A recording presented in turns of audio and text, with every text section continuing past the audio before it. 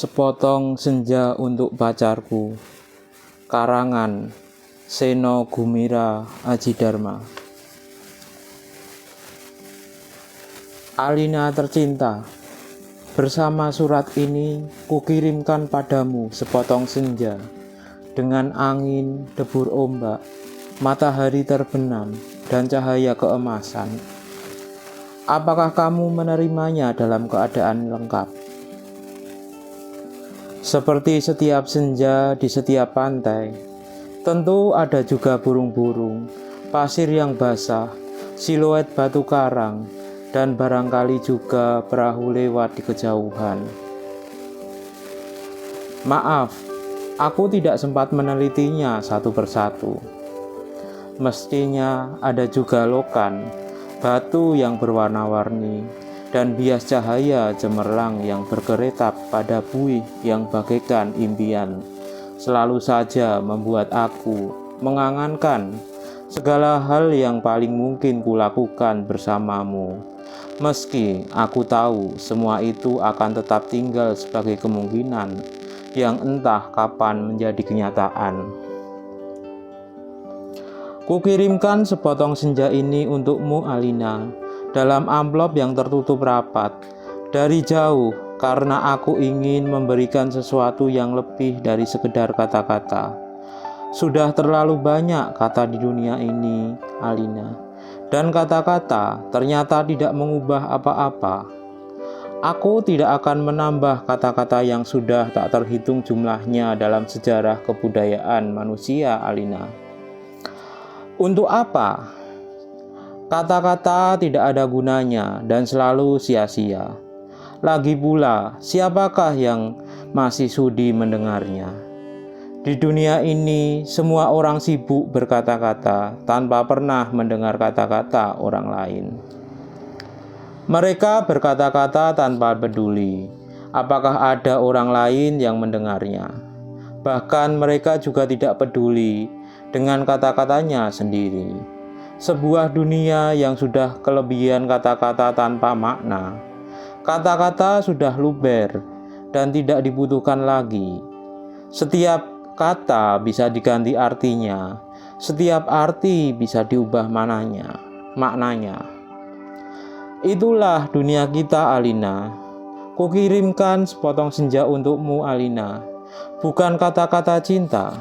Kukirimkan padamu sepotong senja yang lembut, langit kemerah-merahan, yang nyata dan betul-betul ada dalam keadaan yang sama, seperti ketika aku mengambilnya saat matahari hampir tenggelam ke balik cakrawala. Alina yang manis, Alina yang sendu, akan kuceritakan padamu bagaimana aku mendapatkan senja itu untukmu. Sore itu, aku duduk seorang diri di tepi pantai, memandang dunia yang berdiri dari waktu. Memandang bagaimana ruang dan waktu bersekutu, menjelmakan alam itu untuk mataku. Di tepi pantai, di tepi bumi, semesta adalah sapuan warna keemasan, dan lautan adalah cairan logam. Meski buih pada debur ombak yang menghempas itu tetap saja putih seperti kapas, dan langit tetap saja ungu, dan angin tetap saja lembab, dan basah dan pasir tetap saja hangat ketika aku susupkan kakiku ke dalamnya. Kemudian tiba-tiba senja dan cahaya gemetar. Keindahan berkutat melawan waktu, dan aku tiba-tiba teringat padamu. Barangkali senja ini bagus untukmu, pikirku. Maka kupotong senja itu sebelum terlambat. Kukerat pada 4 sisi, lantas kumasukkan ke dalam saku. Dengan begitu, keindahan itu bisa abadi, dan aku bisa memberikannya padamu. Setelah itu, aku berjalan pulang dengan perasaan senang. Aku tahu kamu akan menyukainya, karena aku tahu itulah senja yang selalu kamu bayangkan untuk kita. Aku tahu Kamu selalu membayangkan hari libur yang panjang, perjalanan yang jauh, dan barangkali sepasang kursi malas pada sepotong senja di sebuah pantai, di mana kita akan bercakap-cakap, sembari memandang langit, sambil berangan-angan, sambil bertanya-tanya, apakah semua ini memang benar-benar telah terjadi? Kini senja itu bisa kamu bawa kemana-mana.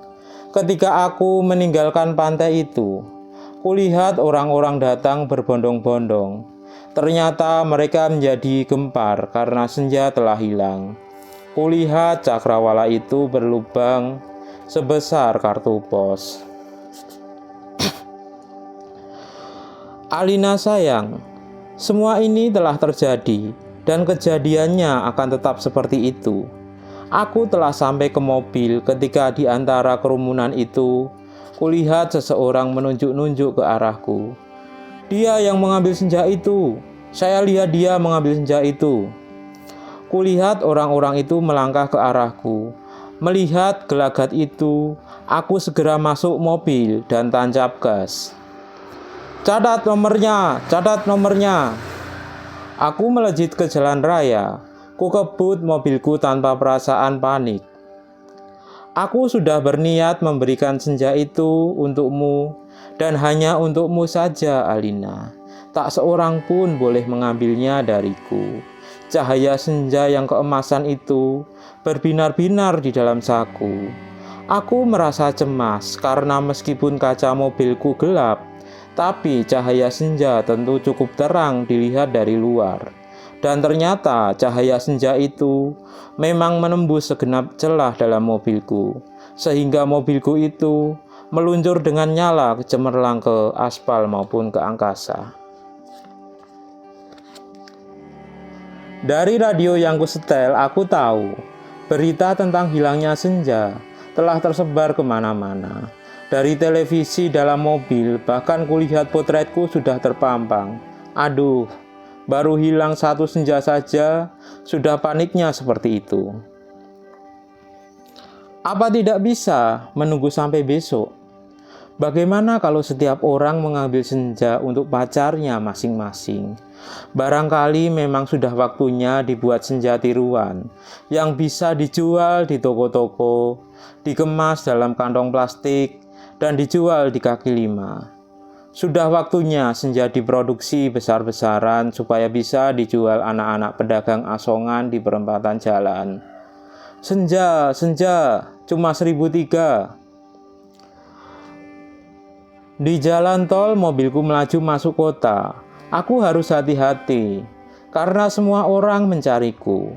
Sirine mobil polisi meraung di mana-mana. Cahaya kota yang tetap gemilang tanpa senja membuat cahaya keemasan dari dalam mobilku tidak terlalu kentara. Lagi pula, di kota tidak semua orang peduli apakah senja hilang atau tidak. Di kota, kehidupan berjalan tanpa waktu, tidak peduli pagi, siang, sore, atau malam. Jadi, tidak pernah penting senja itu ada atau hilang. Senja cuma penting untuk turis yang suka memotret matahari terbenam. Boleh jadi, hanya demi alasan itulah senja yang kubawa ini dicari-cari polisi. Sirine polisi mendekat dari belakang. Dengan pengeras suara, polisi itu memberi peringatan. Pengemudi mobil Porsche abu-abu metalik nomor SG 19658A harap berhenti. Ini polisi. Anda ditahan karena dituduh telah membawa senja. Meskipun tak ada peraturan yang melarangnya, tapi berdasarkan